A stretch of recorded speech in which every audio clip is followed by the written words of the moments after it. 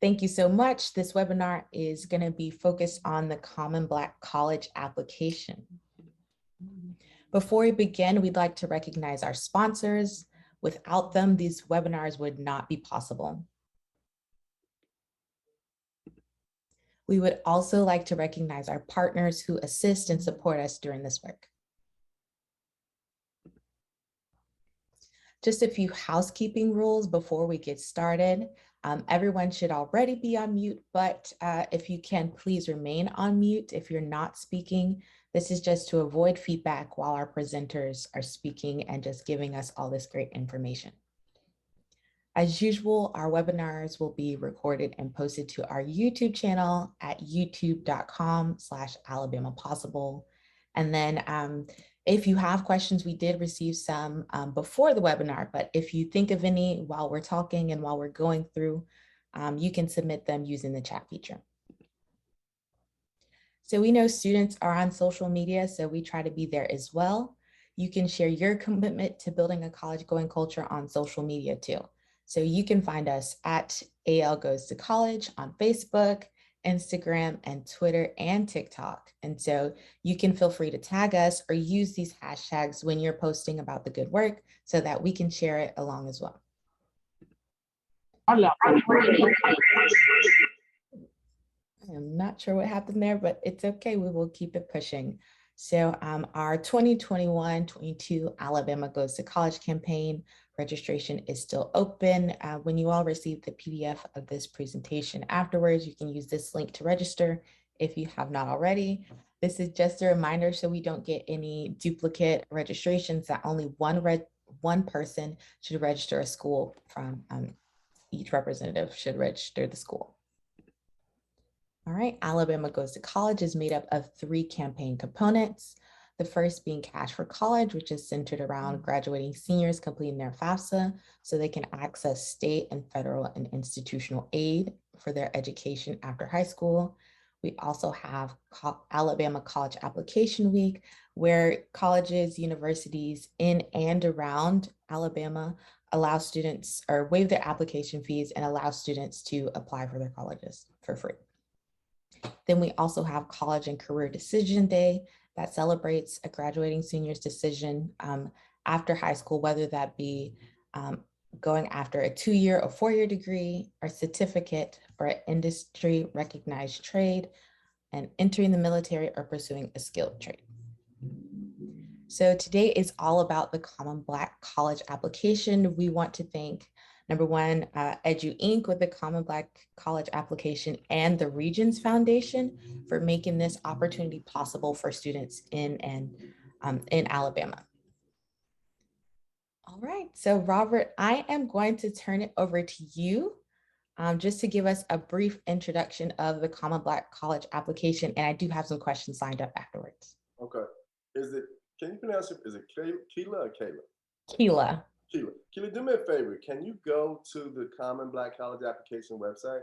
I can. CommonBlackCollegeApp.com. Good morning, everyone. Again, my name is Robert Mason. I am the president and founder of the Common Black College application. Again, I want to thank Alabama Possible for creating this opportunity, as well as Regions Bank. This is huge. This is something we talked to Chandra about for a number of different years. We've worked together in some different school districts throughout the state, but to now be in a position where the opportunity is being created for students throughout the state to complete the Common Black College application, that's significant. So again, I'm excited about being here with you guys to share some information about the CBC in general and the counselor portal in particular. This is our dashboard. Many of you have probably already created accounts as a result of having students complete the Common Black College application, so you're going to be fairly familiar with the process. This is our 20th year-ish anniversary. We've had over 250,000 students to complete the app from around the world. And if you'll scroll down just a bit, well, before that, for those of you that are having students to complete the app, and we know in some school districts, the firewall, as a result of the firewall, you may not be getting the email to create an account. All you have to do is go to this website. You can start right there, Kelly. That's fine. Go to this website, click on high school counselor, and you can create an account. It takes about 2 or 3 minutes. Once you create the account, reactivate it. I will say this: uh, a couple of, I don't know if it's the school district, schools, or counselor devices. A couple of counselors around the country were having problems creating accounts. We are researching that issue. So if you do find that you have a problem creating an account, definitely let us know. We'll add you to that list. And once we get that resolved, we'll let you know. We'll actually be moving to an entirely new platform, which we're excited about in early March. That's going to help in terms of integration with all of our member institutions. But in the meanwhile, you'll be using our current system. A couple of things I want to share with you on this site, two of which we were just featured probably, what is that, May 25th in the Chronicle of Higher Education. So I definitely want to encourage you guys to take a look at that.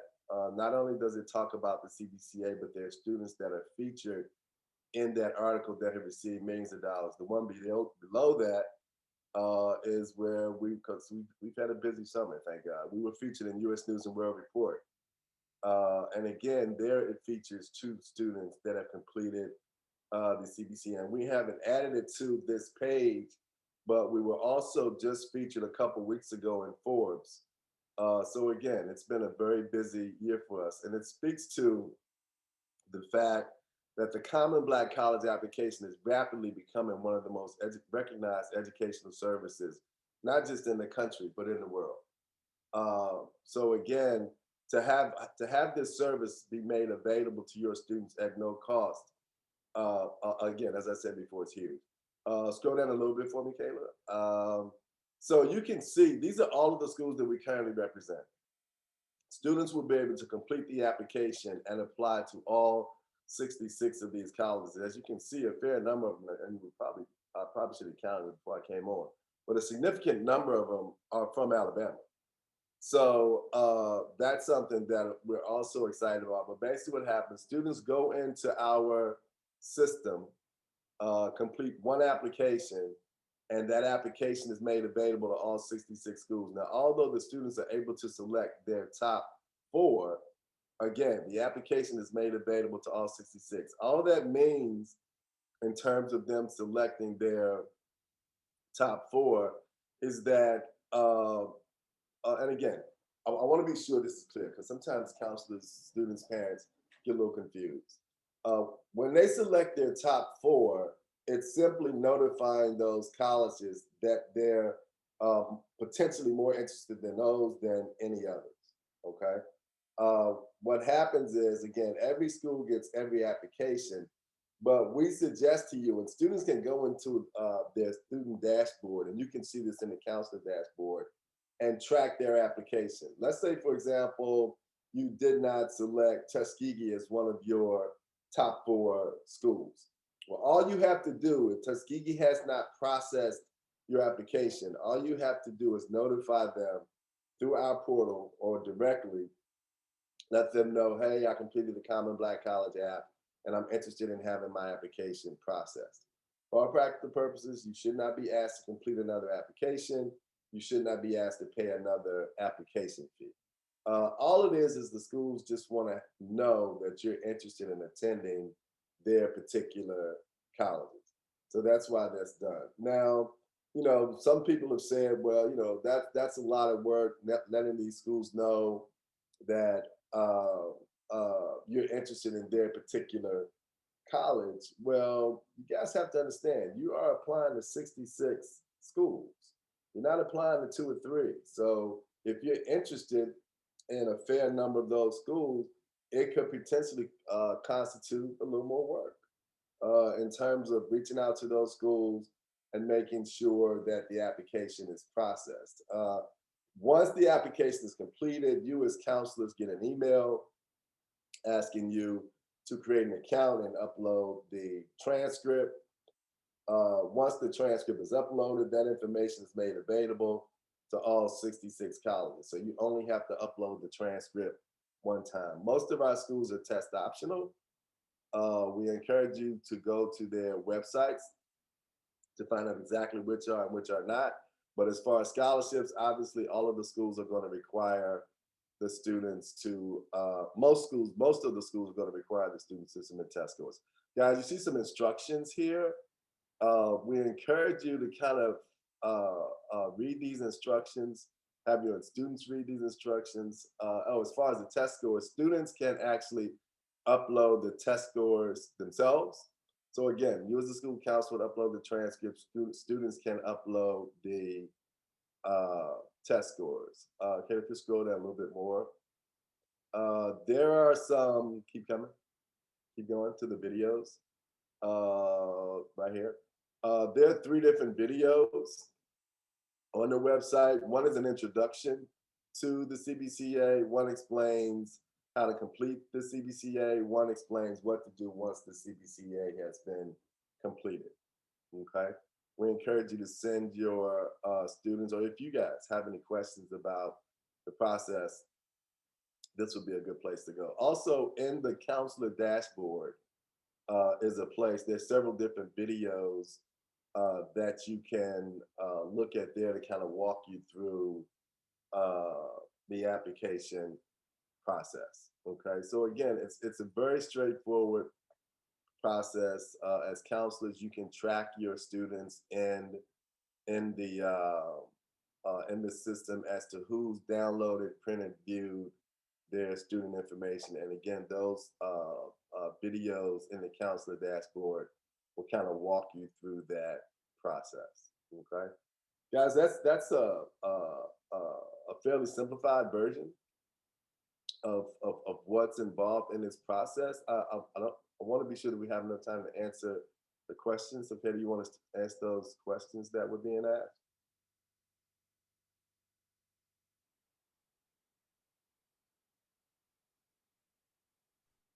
You were done with the website, right? After Yes. I, Yeah. okay, just wanted to make sure. I'm like, oh, No, okay. we're good. We're good. We're good.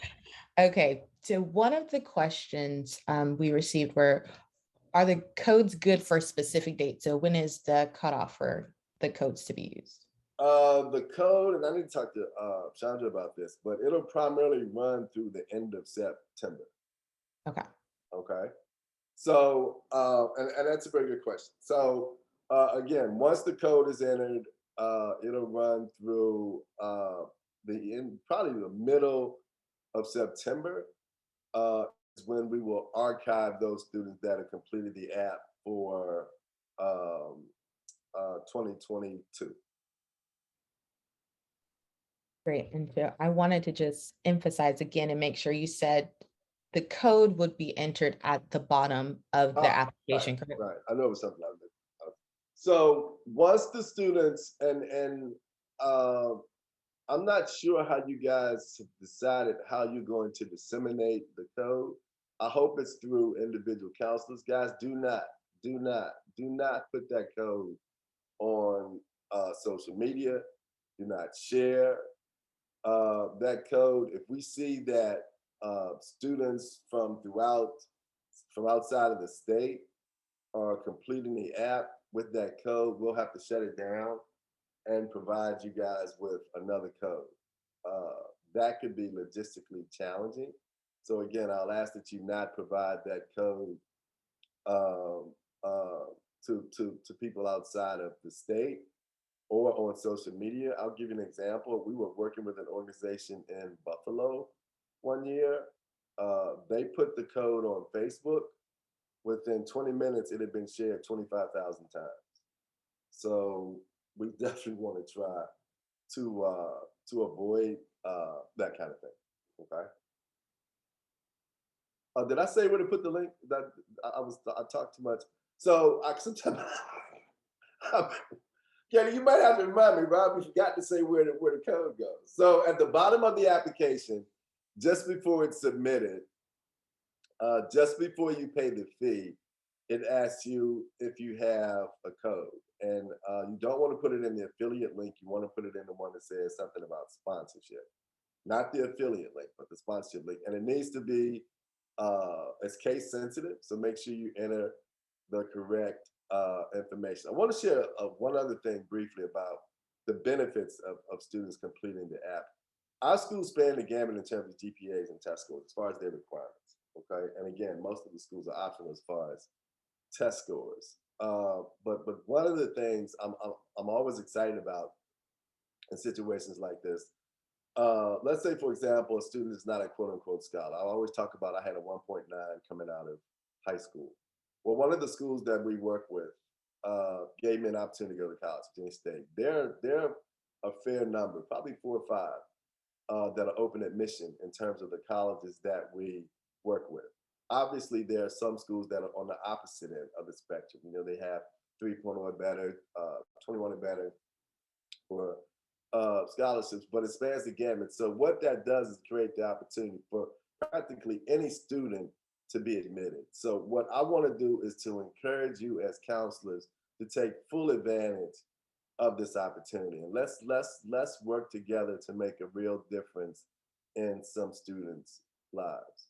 Okay, because I know in talking to districts and even districts throughout Alabama, this whole push to get students to complete the FAFSA form is going on in different parts of the country. Well, who better to want to complete the FAFSA than those students that are receiving college acceptances? Because now they understand the importance of what completing that FAFSA means to them in terms of being able to finance their college education. So that's definitely a way that we can help to bolster those numbers.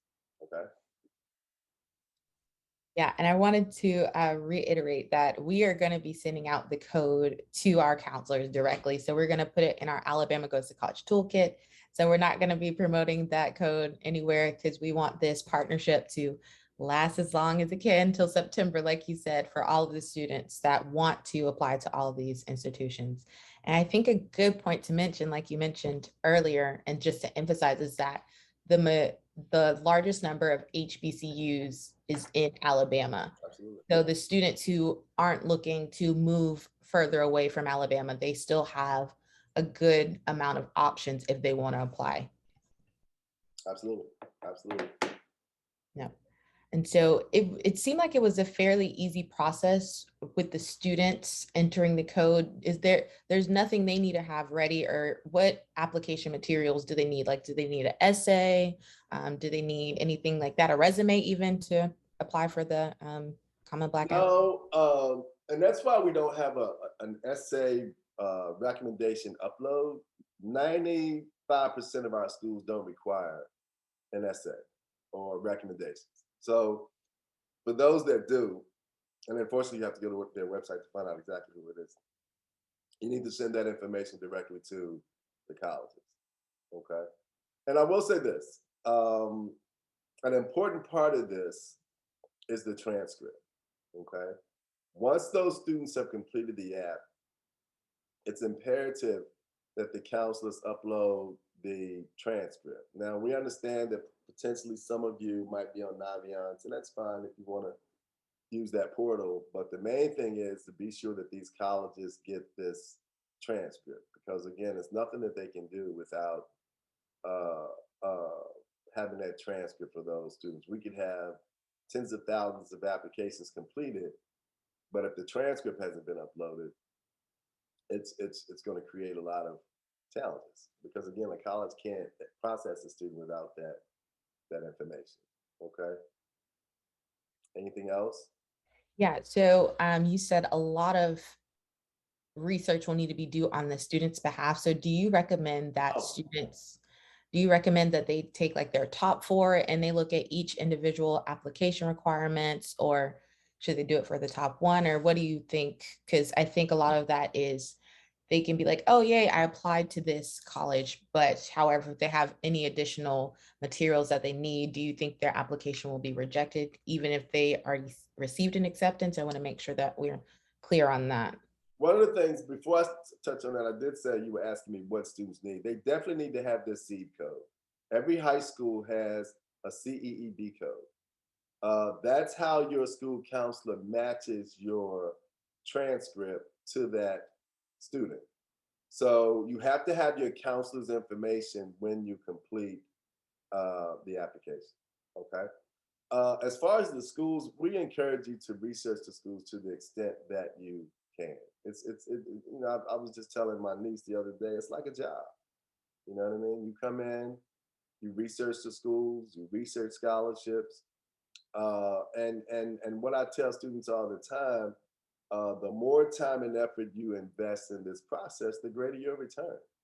When you hear about those kids, and we've had several in the last, if you've heard about a student going viral in the last 4, 5, 6 years, receiving millions of dollars in scholarships and multiple acceptance letters to HBCUs, 9 times out of 10 they completed the Common Black College Act. But just as important, that student treated this process like a job. They did research. They contacted the schools. And one of the other things I want to share, and I tell, especially those of you that are counselors, uh, I would encourage you to enter the Common Black College Application Facebook group. That group includes high school counselors, students, parents, and HBCU representatives. And not only can you get great information, because this is not your typical Facebook group. This is all of those groups sharing best practices. But not only can you get great information, but you can provide great information to the parents and students that are completing the app that have questions of school counselors. So I definitely want to encourage you guys to join that group. The other thing that I want to suggest, again, you're applying to 66 different, your kids are applying to 66 HBCUs, okay? Some of these schools have 2 and 3 people in their admissions office.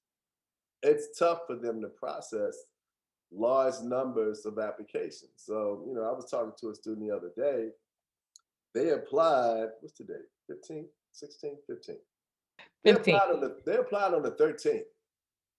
And they were sending me letters yesterday asking, why haven't I heard anything? Why haven't I been admitted? Uh, I, I looked at the transcript. I mean, I looked at online, I looked at our system. I'm like, you just sent in your application.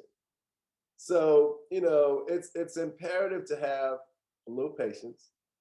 All of you are counselors, many of you are counselors, so I know that you understand that, particularly when it comes to HBCUs. And I'm not making any excuses for our institutions, but again, a lot of them have smaller staffs. You know what I mean? They just don't have the bandwidth to process thousands of applications as expeditiously as as as some other institutions. And then not to mention the fact we're now in the holiday season, so now it's going to be even more important to make sure that you're exercising a modicum of patience. That's all I can say. You know what I mean? But feel free to reach out to our office, and that's why that Facebook group becomes so valuable, because of the reps that are in there. You can reach out to the HBCU representatives in that group. Okay. Any other questions? I'm not seeing any other questions. I'll let everyone know. I put the link, I'll include this in a post webinar email, but I put the link to the actual Common Black College application website, as well as the link to the Facebook group, so that anyone who's on here right now, they can just click and they can join and make sure that they are connected with you all. Okay. And you got the private group link, not the public group, right? In the Facebook page. Yes, this is the private group. I had to double check. Yeah, I understand. I Double understand. I check. understand. So look, it's hard to believe that I've done that great a job. You guys will have any questions, but I will say this: please feel free to reach out to me via our website, via the Facebook page. I view this as a tremendous opportunity, guys. We can make a real difference together. This is huge. You know what I mean? I mean, I can't begin to tell you how many calls I get daily. I mean, I just got off the phone with a district saying, can we get fee waivers for our kids? So, this demonstrates how important it is, how monumental it is to be in a situation where your kids can apply to 66 HBCUs for free, basically. That's phenomenal. And again, I want to thank Chandra for pulling this thing off, man, in Regents Bank. I cannot. There she is. I cannot thank you enough for all that you've done. Sandra, did anyone else have any questions? Or Sandra, did you want to make any? Okay, Kayla, I apologize. I'm going to try to take over your show. No, listen, I just wanted to come in to say, Robert, thank you so much for having the vision to create this platform for students, not just for students in Alabama, but anywhere. To have this type of opportunity, it really levels the playing field. Absolutely. For many students who have financial challenges, who cannot afford application fee after application fee, and it limits their purview of what their opportunities and possibilities are. This levels the playing field for every student. So of course, that's why I worked as hard as I could the moment I got in this position. I already had experience with this platform at a local level and saw the difference that it made. I got to see students first face to face crying because they thought this was not an opportunity they would ever have. And then to see that they got several acceptance letters, several scholarship opportunities. And these were students who didn't even think one letter or one scholarship would ever be in their reach. So I knew that this was something that no matter where I went, I would want to make sure that we could spread the wealth, because basically that's what this is. You're literally giving wealth to students because this is like money in their hands for them.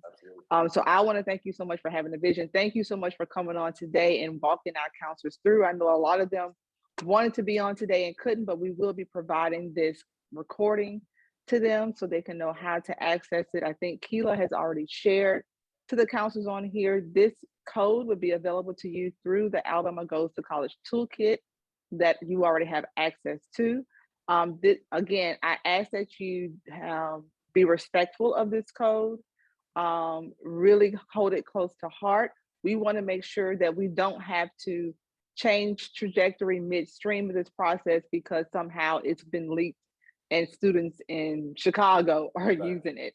As much as I would love to help students in Chicago, right now I have to focus on Alabama. But we want to make sure that we want to honor the system. So please make sure that you use it just with your students. Do not write it down and give it to other people because we don't know where it may land. But we really just want to make sure every student in your building has access to this and you are the keeper of it. So I want to thank the counselors who are on here today. You have such a high hill to climb all the time. I'm hoping this helps take away some of those challenges of climbing that hill by giving this tool to you all to help your students. I'm always looking for more tools and more resources for counselors because really you guys are the gatekeepers to a lot of students, to their futures. And so to help you and help them and assist them through the process, I feel like it is our duty to find as many resources and tools to support you in the work that you do that is tremendous and changes lives every day. But Robert, thank you. I know you had a lot on your schedule, but thank you for squeezing us in at such a short notice. We wanted to get this launched before the holidays. We know there are students that are waiting right now to use this code today.